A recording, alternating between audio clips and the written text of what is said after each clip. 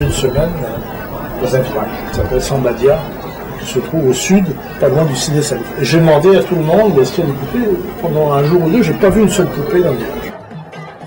Les poupées sont dans les cases.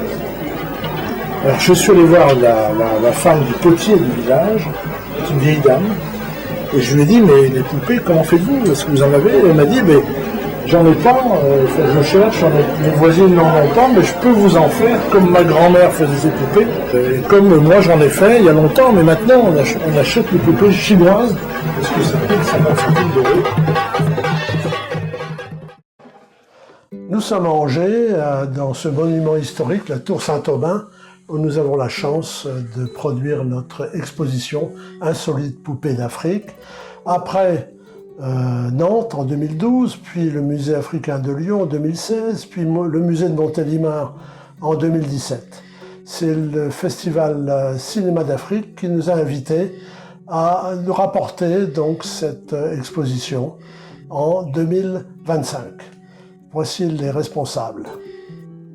Alors, le MUVACAN est une association qui produit des expositions sur les civilisations africaines, dont voici quelques exemples.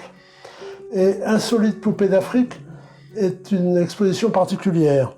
Pourquoi? Parce que les poupées nous ont posé quelques problèmes. Qu'est-ce que c'est que des poupées en Afrique? Ce ne sont pas forcément des objets manipulables, anthropomorphes, manipulés pour le jeu par les enfants.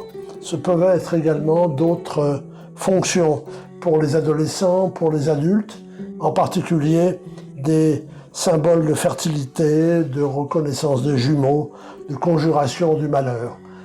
Ici, nous avons des poupées Biga, qui sont du peuple Mossi au Burkina Faso. On les appelle les enfants de bois. Et ces poupées ont un rôle important puisque la plupart des petites filles jouent avec ces poupées. Ce sont des jouets pédagogiques, mais elles représentent également un souhait de maternité, voire de protection du nouveau-né dans le futur. Ici, vous voyez qu'elles sont toujours fabriquées. Un sculpteur produit ces poupées, dont voici quelques modèles en cours de route, en cours de fabrication. D'autres peuplades dans l'Afrique de l'Ouest fabriquent également ces poupées, en particulier en Côte d'Ivoire, chez les Baoulés, où il existe un monde parallèle. C'est l'outre-monde pour Alain Michel Boyer, qui a été le commissaire scientifique de l'exposition. Toute personne a son double dans le blolo, et ce double nous représente, et si nous avons des problèmes, des malheurs, eh bien, il faut interpeller ce double que nous avons, qui va essayer de résoudre notre problème. Ici, vous avez une image donc du blolo. Ici, c'est deux blolos blancs, c'est-à-dire des femmes de l'outre-monde.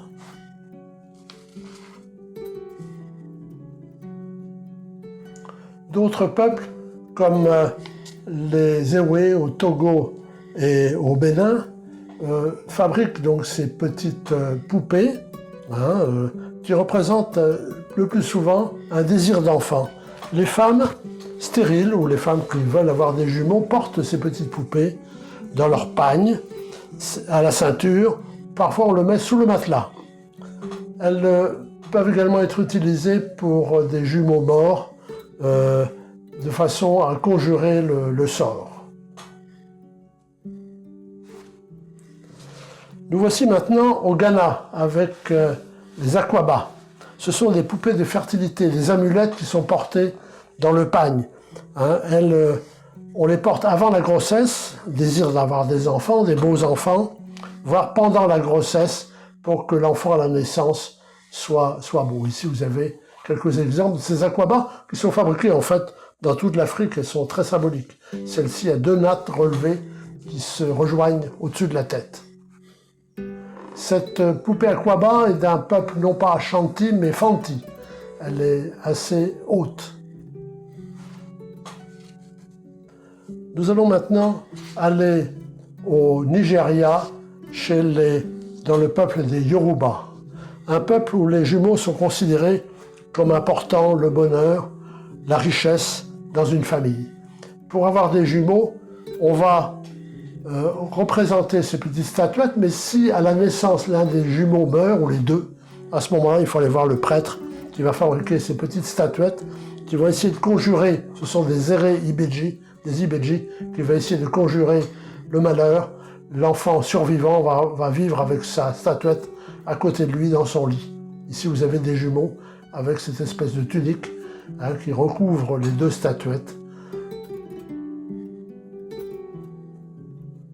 Nous voici maintenant au Cameroun. Au Cameroun, on a des poupées perlées qui sont des poupées Namji, qui sont ici, ce sont des poupées tout à fait belles. Et plus bas, vous avez une poupée Fali et des poupées Bamileke. Les poupées Namji sont souvent offertes par les jeunes gens à leurs futures femmes pour être portées dans le dos. C'est une promesse de richesse et de progéniture. Et en effet, le mariage a pour grand but le fait d'avoir des enfants. Ici, vous avez une poupée Fali, avec une apparence phalloïde de la tête, et ici une poupée Bamileke. Nous sommes toujours dans le Cameroun, mais ici nous sommes dans le sud-ouest.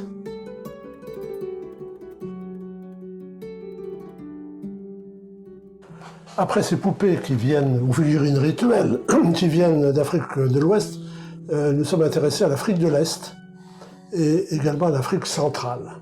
L'Afrique de l'Est est particulière parce que beaucoup de ces poupées sont des poupées calebasses, fabriquées avec des calebasses, comme vous le voyez, ou bien certaines sont en bois, mais les poupées calebasses prédominent. Ces poupées calebasses peuvent provenir du Zimbabwe ou de Tanzanie, en particulier de Tanzanie côtière ou centrale, comme quelques exemples qui sont ici montrés, avec des poupées qui peuvent aussi avoir un rôle médicinal. Elles sont tout à fait parlantes et magnifiques. Celle-ci n'a pas un aspect anthropomorphe, c'est la calebasse seule avec simplement la coiffure qui rappelle le rapport à l'humain. Et puis, à côté de l'Afrique de l'Est, nous avons également des poupées d'Afrique centrale. Voici deux types de poupées d'Afrique centrale. D'une part, les poupées Yanda du peuple Azandé en République démocratique du Congo, et d'autre part, une statuette Loena, RDC et Angola. Les Yanda, reconnaissables à leur forme abstraite plus ou moins géométrique, portent souvent des anneaux et une charge ventrale magique ayant un rôle protecteur. La figurine Loena, à gauche de la vitrine, représente la jeune fille pubère. Elle est liée à un culte thérapeutique de fertilité. Elle fait l'objet d'offrandes et peut être portée sur le dos par la femme comme un véritable enfant.